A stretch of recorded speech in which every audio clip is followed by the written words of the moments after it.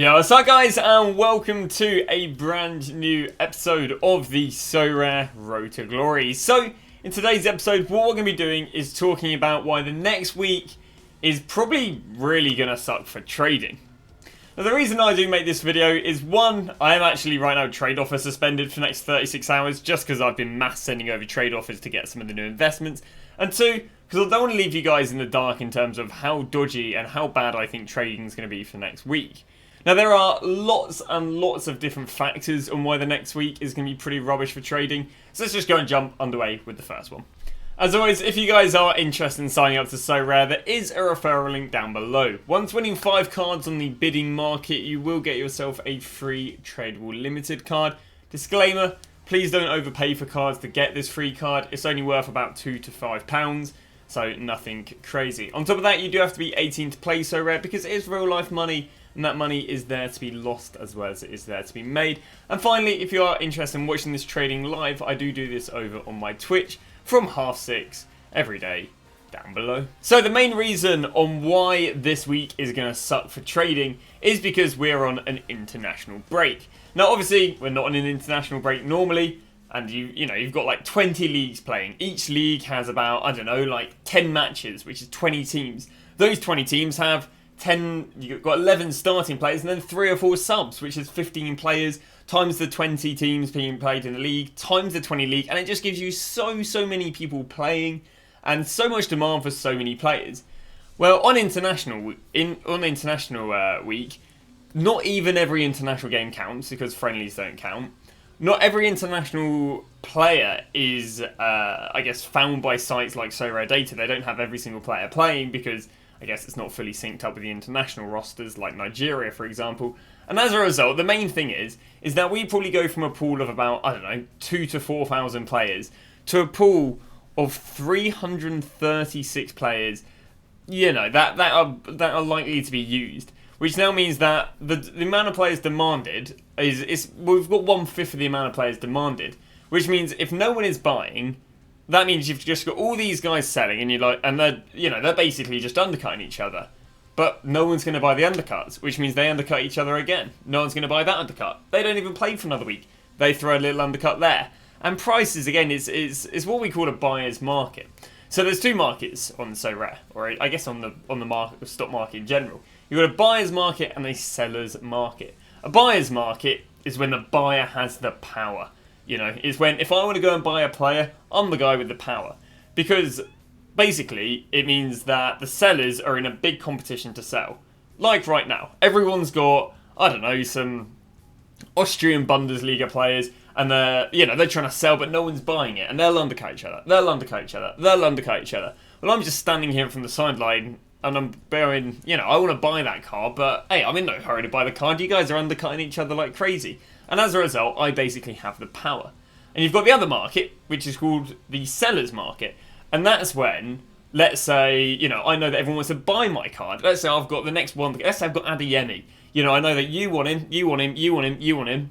Hey, I'm the only guy with him. So I now know that loads of people want to buy him, but not many people want to sell him. Which means I'm in no hurry to sell him. I just sell him when one of you guys gives me a crazy offer, because I know that, if you don't, he'll go and give me a crazy offer. And that's a great market if you have cards, and if you want to sell cards, because it's arguably a progressive market. But what we're in right now is a bit of a regressive market, as in no one wants to buy cards and they're just going to go down. So that's one reason why it sucks, because I right now have a gallery of 50, 60 players. I've barely had anyone sell today because no one's interested in the players that I own, because none of them are going to be useful for a whole week. And a lot of people who play SO5 are quite, I guess, impatient players, and they go, nope, I want my players now, let me play them this week, I want rewards. They don't want to go, alright, I'll buy them and sell them in 1 week, 2 weeks, I use them in 1 week, 2 weeks time, which is where traders really come into play.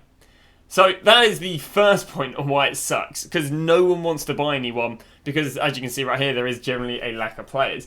Let alone if I go and show you the Asian leagues. If we go look into the Asian league right there, that's everyone. If we go into the Asian league, there are 33 players that are basically going to be demanded. And we go look in the American league, and that is going down there to, should be a little bit more, but nothing too crazy.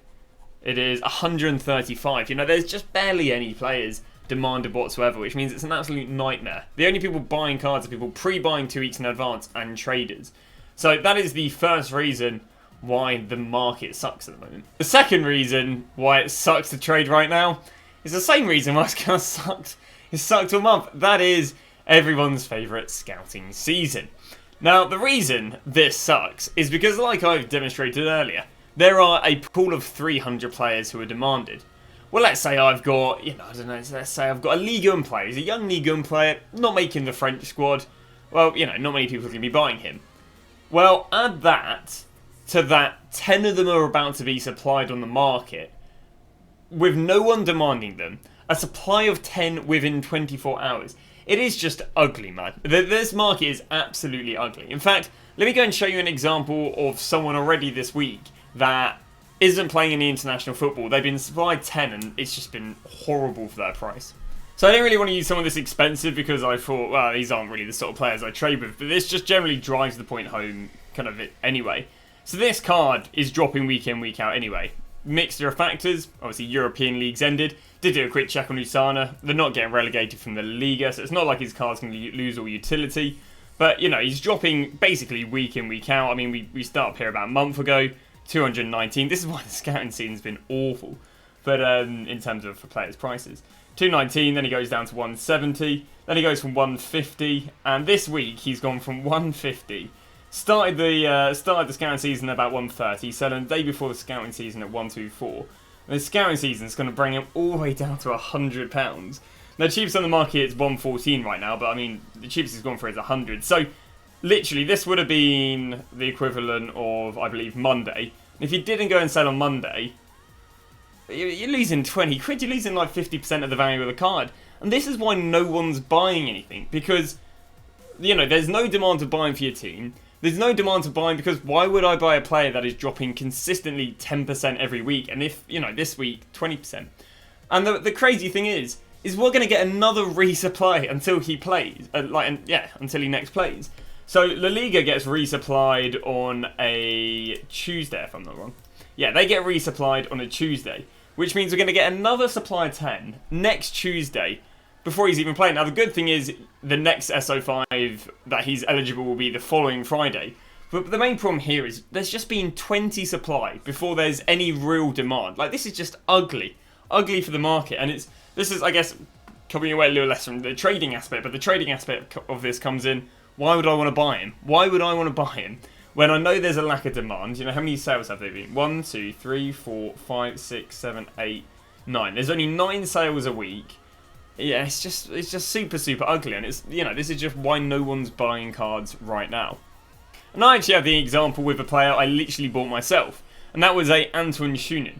Now again, we go a week ago, and he's consistently going. He's going at 62, 62, 62, 65, 64, and at 3 PM on would have been Sunday. He went in £65. I literally listed him up for 60 quid that day. I believe it was that day. Yeah, I literally listed him up at 60 quid that day. No more than 8-9 hours later, nothing was selling. And a lot of people have also tried doing the same thing. They're not selling. And they're not selling. And they're not selling. And he's generally gone from £65 to the cheapest on the market right now at £45 in 3 days. And this card was, is selling on a fair bit up until this point. Now, again, he did go big breaks without the L5, and obviously there's not been any resupply. So it's not even the resupply here. It's just a real lack of demand. We got a great deal. Well, I say we got a great deal, but we got him right here, £15 cheaper. We got him at generally like a 30% reduction. Now, obviously, in hindsight, you could look at how infrequently he sells that, but I think again, 30% reduction is crazy. But yeah, he's just generally had undercut. And I'll show you what's basically been happening with him. Is if we go look at the lowest on the market, you've just had this guy undercut, and then you got this guy undercut, and then you got this guy undercut, and everyone wants to sell them. This has literally been occurring for the last 2-3 days. Everyone wants to sell them, but not one person is buying them. Not one person is buying this card, even though it is £20 cheaper than it was, which is, again, I guess actually the third. Even though it is £20 cheaper than what it was 3 days ago, no one wants to buy it because this card isn't going to be useful until this card just isn't going to have any use until like another week or two.